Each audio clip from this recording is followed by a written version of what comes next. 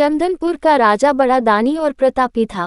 उसके राज्य में सब खुशहाल थे, पर राजा एक बात को लेकर बहुत चिंतित रहा करता था कि धर्म व दर्शन पर लोगों के विचारों में सहमति क्यों नहीं बनती।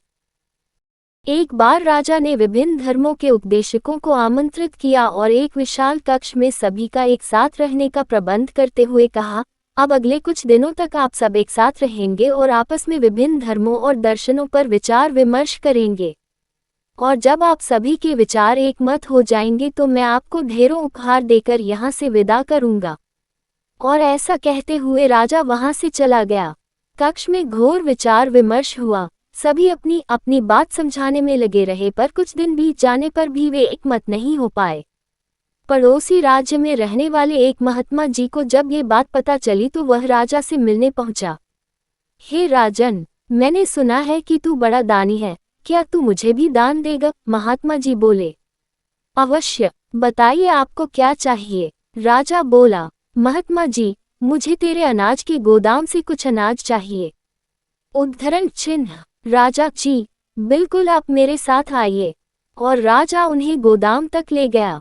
वहां पहुंचते ही महात्मा जी बोले, अरे ये क्या राजन, तुम्हारे गोदाम में तो तरह तरह के अनाज रखे हैं, तुम इन सब की जगह कोई एक अनाज ही क्यों नहीं रखते?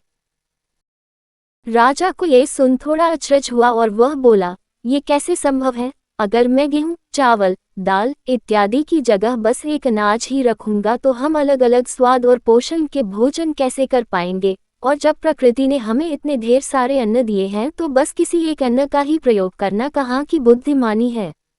बिल्कुल सही राजन, जब तुम विभिन्न अनाजों की उपयोगिता एक से नहीं बदल सकते तो भला विभिन्न धर्मों के विचारों और दर्शनों को एक कैसे कर सकते हो?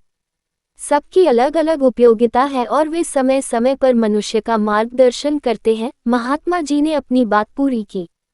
राजा को अपनी गलती का एहसास हो चुका था और उसने कक्ष में बंद सभी उपदेशकों से क्षमा मांगते हुए उन्हें विदा कर दिया। फ्रेंड्स, यदि पूरी मानव जाति बिल्कुल एक जैसा ही सोचती तो हम कभी इतनी प्रगति नहीं कर पाते। हमारे विचार ही हमें यूनिक बनाते हैं। मैनेजमेंट के क्षेत्र में भी लीडर्स ऐसी टीम बनाना चाहते हैं जिसमें अलग अलग अनुभव और विचार के लोग हों।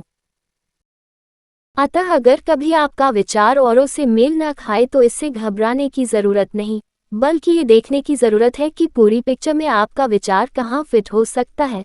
और दूसरी तरफ यदि किसी और का ओपिनियन आपसे मेल ना खाए तो उस पर नाराज होने की बजाय ये समझने का प्रयास करना चाहिए कि उस ओपिनियन का कहाँ और कैसे यूज़ किया जा सकता है।